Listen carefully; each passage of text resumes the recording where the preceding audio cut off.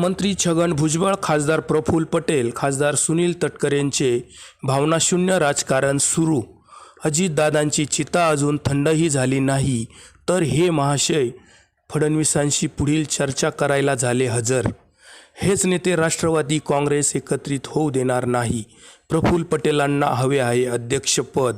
थोडक्यात काय तर पक्ष हायजॅक करण्याचा होणार आहे का प्रयत्न.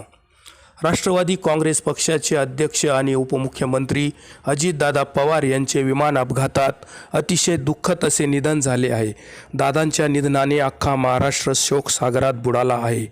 सोशल मीडियावर तर गेल्या 2-3 दिवसांपासून फक्त आणि फक्त अजितदादा दिसत असून या अजातशत्रू बिनधास्त आणि रोखठोक सतत लोकांच्या प्रश्नावर चर्चा करून ते सोडवण्यासाठी भर देणाऱ्या या लोकप्रिय अशा नेत्याचे जुने व्हिडिओ, AI निर्मित काही व्हिडिओ पाहून ज्येष्ठ श्रेष्ठ आबालवृद्ध महिलांचे डोळे पाणावल्याशिवाय राहतच नाही. अशा प्रचंड शोकसागरात महाराष्ट्रातील प्रत्येक माणूस बुडाला आहे. फुले शाहू छत्रपती आंबेडकरांचे विचार पुढे नेणारा हा धर्मनिरपेक्ष विचाराचा नेता होता. महाराष्ट्राच्या जडणघडणीत अजितदादांचे मोलाचे असे योगदान आहे. सतत काम आणि कामच करणारा दांडगा जनसंपर्क, बोलण्याची रांगडी अन ठसकेबाज शैली, हजरजबाबी व्यक्तिमत्व यामुळे दादा प्रत्येक माणसाला आपला माणूस वाटायचे, महाराष्ट्राचा नेता वाटायचे. बारामतीला येत असताना दादांचा विमान अपघातात अतिशय दुर्दैवी असा मृत्यू झाला. दादाबरोबर या परिसरातील विविध विकास कामांच्या फायलीही बरोबर होत्या.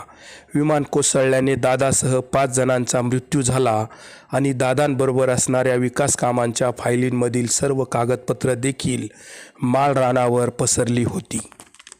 महाराष्ट्राच्या या लाडक्या नेत्याचे 29 जानेवारीला बारामतीत अंत्यसंस्कार संपन्न झाले. प्रचंड जनसागर दादाच्या अंत्ययात्रेत उसळला होता. दादांचे काल अंत्यसंस्कार झाले आणि आज म्हणजे 30 जानेवारीला राष्ट्रवादी काँग्रेस पक्षाचे ज्येष्ठ नेते मंत्री छगन भुजबळ, खासदार प्रफुल्ल पटेल, खासदार सुनील तटकरे हे तिघे मुख्यमंत्री देवेंद्र फडणवीसांची पुढील चर्चा करण्यासाठी, नियोजन करण्यासाठी वर्षा बंगल्यावर पोहोचले. चर्चा काय तर म्हणे आता अजितदादानंतर उपमुख्यमंत्रीपदी कोणाला बसवायचे, अध्यक्ष कोणाला करायचे, अर्थसंकल्प कोणी मांडायचा, दादांचे खाते कोणाकडे द्यायचे, वगैरे वगैरे आणि वगैरे वगैरे. छत्रपती फुले शाहू आंबेडकरांचा विचार सांगणारे, वारसा सांगणारे राज्य महाराष्ट्र आणि या राज्यातील नेते इतके मतलबी आणि स्वार्थी झालेत की पक्षाचा नेता गेला आहे, या नेत्याच्या चित्तेची आग देखील अजून थंड झाली नाही आणि त्या नेत्याच्या पुढील वारसदार ठरवण्यासाठी लगेच घाई केली जात आहे. या तिघांचेही हे राजकारण म्हणजे भावनाशून्य आणि विवेकशून्य असेच आहे. या तिघांनीही उलट बारामतीत दादांचे इतर विविध धार्मिक विधी पूर्ण होऊपर्यंत तळ ठोकून त्यांची पत्नी मुलांना धीर देणे, सावरणे अपेक्षित होते. पण दादांच्या परिवाराला सावरायचे सोडून हे तिघेही थेट दादाच्या वारसाबद्दल चर्चा करायला मुख्यमंत्र्यांकडे गेले आहे, हे विशेष म्हणावे लागेल. दादांचे विधिकर्म होण्यापर्यंत देखील भुजबळ, पटेल, तटकरे यांना दम नाही म्हणजे किती टोकाची राजकारणाची घाई झाली आहे यांना.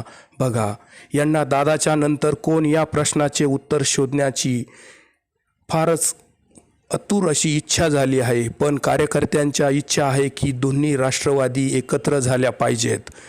परंतु हे 3 नेते दोन्ही राष्ट्रवादी काँग्रेस एकत्र होऊ देतील का यावर प्रश्नचिन्ह निर्माण झाले आहे.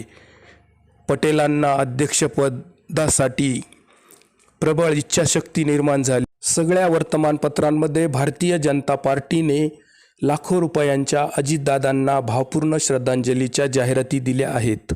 एकीकडे श्रद्धांजलीच्या लाखो रुपयाच्या जाहिराती द्यायच्या आणि दुसरीकडे लगेच वारसदारांबाबतच्या खात्याबाबतच्या चर्चा करण्यासाठीची तयारी दाखवायची. हे मुख्यमंत्री देवेंद्र फडणवीसांची भूमिकाही न पटणारी आणि ढोंगी राजकारणाची वाटते.